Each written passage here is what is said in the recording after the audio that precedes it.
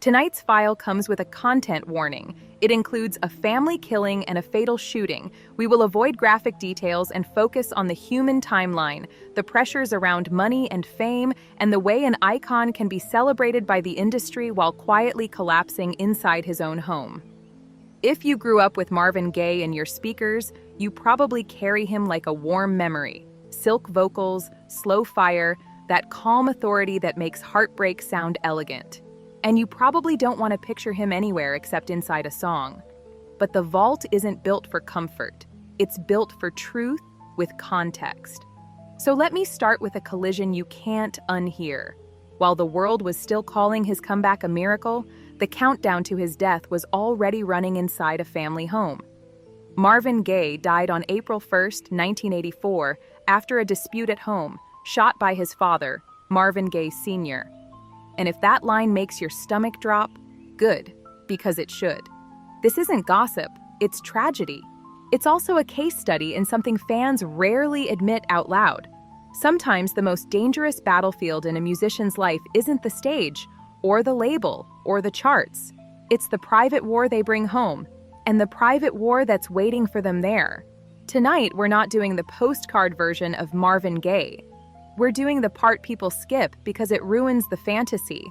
Paranoia, money wars, the psychological strain that doesn't fit neatly into a genius montage, and the family tension that turned a house into a pressure cooker. And we're going to do it with the contrast that makes this story so haunting. Sexual healing as the comeback headline versus the internal chaos that kept spreading underneath it. The hook question that matters is simple and brutal. How can a man sound like healing on record while living like he's at war in real life? Second question, why do we, as a culture, treat the home life of icons like it's irrelevant until it explodes, and then we pretend we never looked away? Third question, what does it reveal about power and money in music when even a legend can be cornered by forces that feel bigger than talent? Debts, disputes, control, fear, pride, and family history? I'm Natasha, and this is The Vinyl Vault, where we open the files that prove the era wasn't just music, it was people, systems, and consequences. If you want more stories where the public myth breaks against the private record, subscribe, because this vault has a long memory, and it never stops at the liner notes. Quick comment question before we go deeper. When you hear Marvin Gaye, what's the first image your brain tries to protect? His voice? His style, his romance, his activism, and how hard do you have to push yourself to let in the darker truth that he didn't get to live the peace he sang about? Now, let's build the public version first, the one fans know, the one the industry loves, the one that sells forever. Marvin Gaye as an icon, a once-in-a-generation voice who could make vulnerability feel like power. The narrative arc most people remember is neat. Early Motown success, artistic evolution, cultural impact, then years of struggle, then the triumphant return, sexual healing, the comeback that made it feel like Marvin had found his way back to himself. That comeback is real, and it matters. But the vault rule is this: when the public version gets too neat, it's almost always because something messy was edited out. And with Marvin, the messy part isn't a minor footnote, it's the entire atmosphere of his final years. Encyclopedia Britannica, in a blunt line that feels almost too cold for how much pain it contains, says his final sexual healing tour in 1983, his last, was marked by chaos and confusion, and that he was struggling psychologically. That's not just trivia, that's an alarm bell, because it tells you the comeback story and the collapse story were happening at the same time. It tells you the "he's back" headline was sharing oxygen with something much darker: instability, fear, and a mind under siege. Here's the first crack in the myth. Fans imagine comebacks as clean arcs, darkness, then light, like a movie.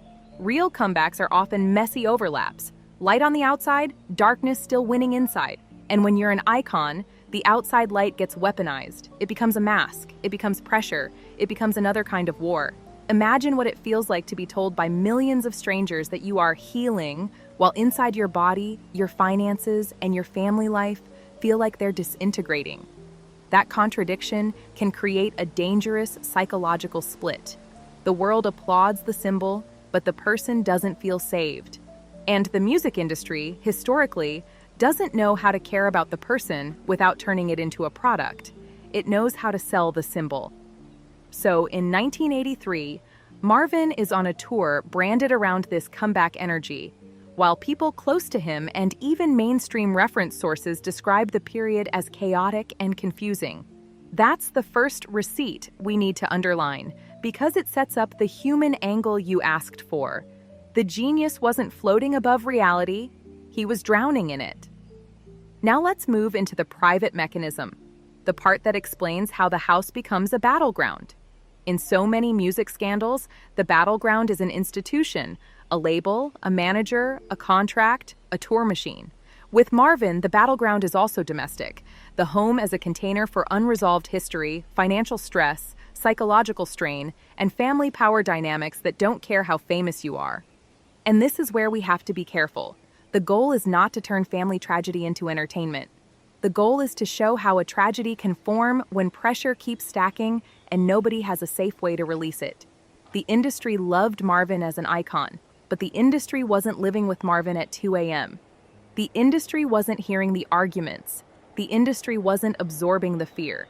The industry wasn't navigating the daily tension that accumulates when money and control issues bleed into family life.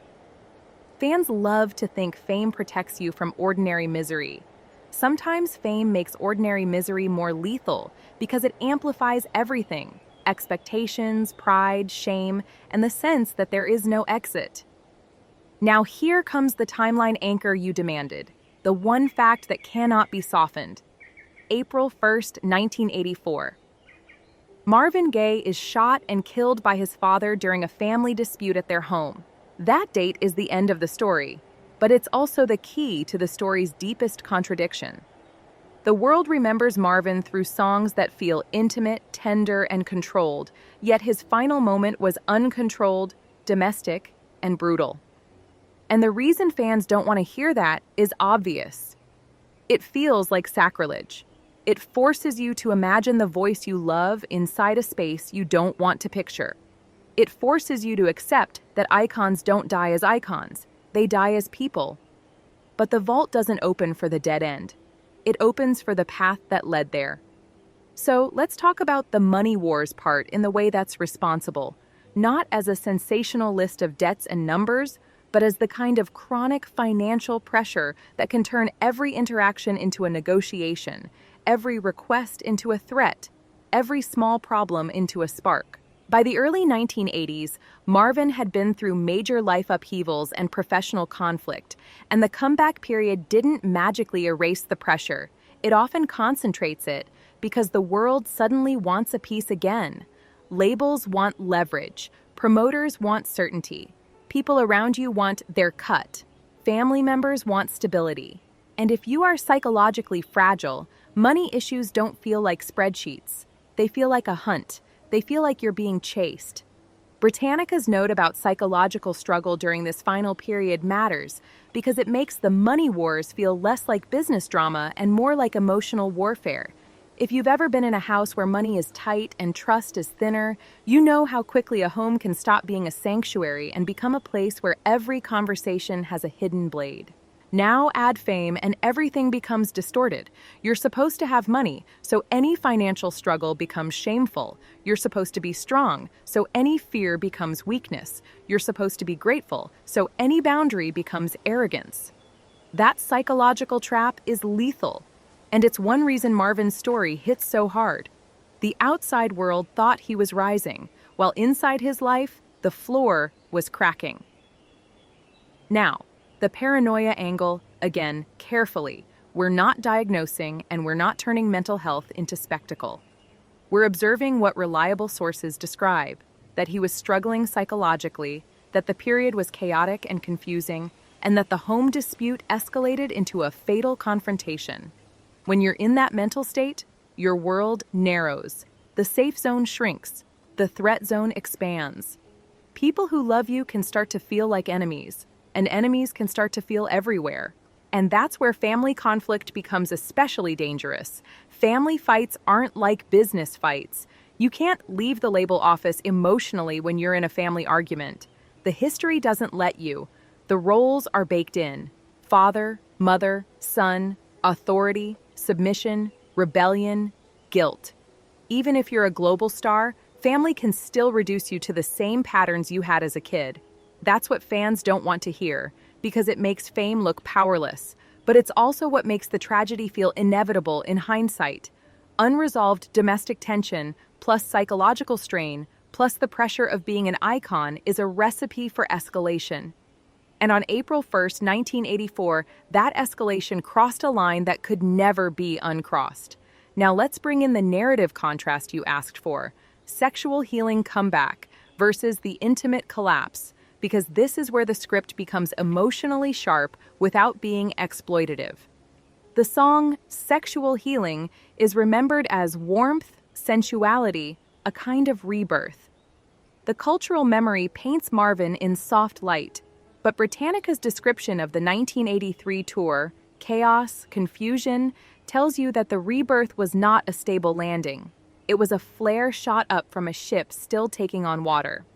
And the tour itself is a perfect symbol of how the industry treats artists during fragile moments.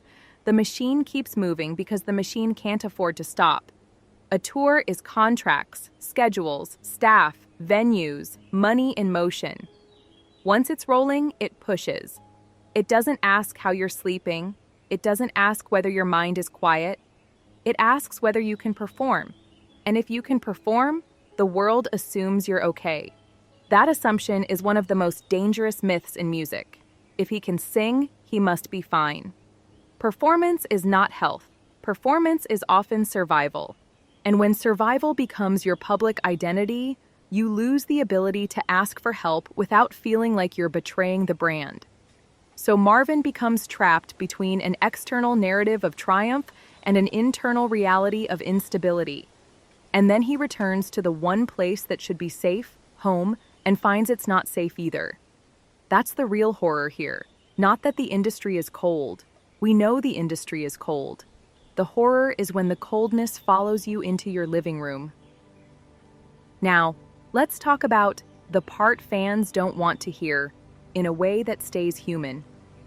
The most uncomfortable truth is not the headline that his father shot him.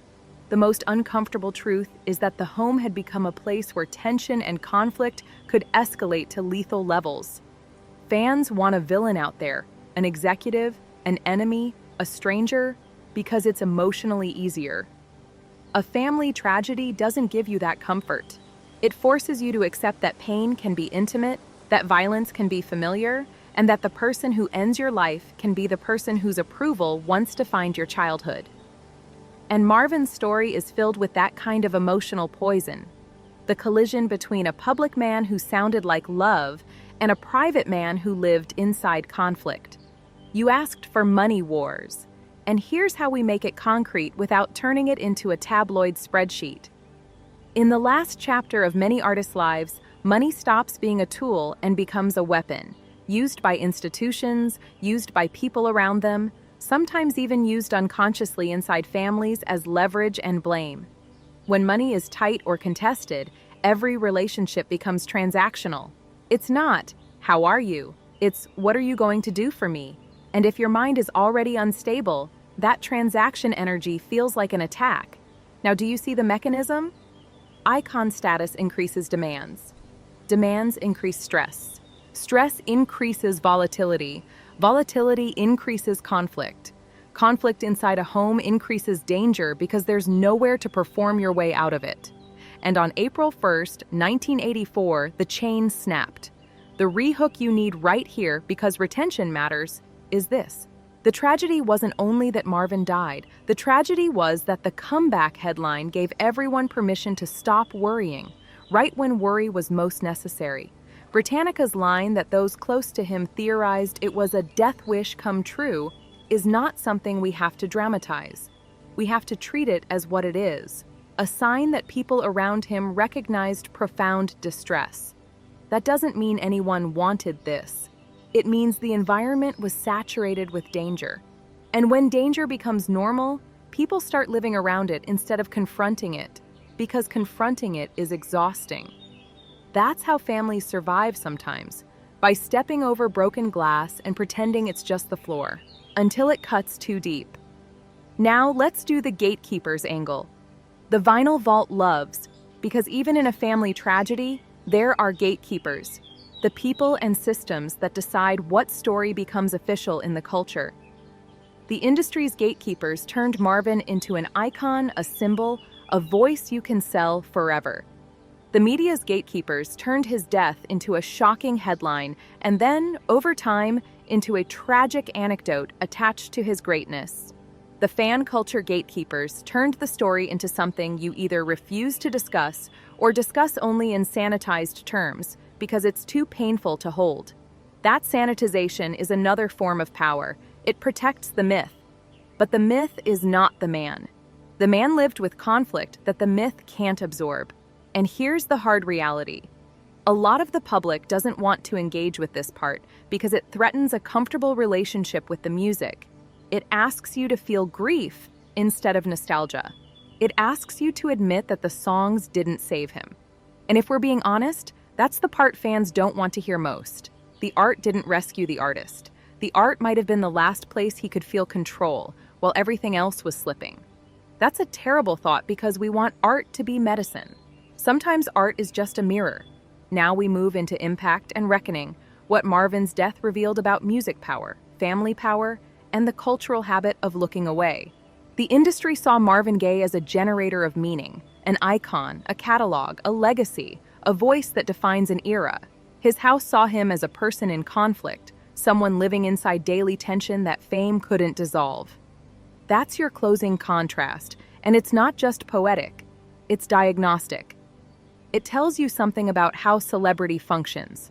The public consumes the curated output, but the private world absorbs the uncurated pain. And the private world is where consequences land first. This is why separate the art from the artist feels different in Marvin's case. You're not separating art from cruelty toward others in some distant room. You're confronting a human being whose life ended in a domestic tragedy so intimate it breaks the fantasy of safety entirely. It's not just that the artist had flaws, it's that the home itself became unsafe, and that forces a question we often avoid. How many icons are being applauded right now while their private lives are burning, and how often do comebacks become a mask that convinces everyone the fire is out? Now, myths versus reality, quick and sharp, vinyl vault style. Myth 1. A comeback means the crisis is over. Reality?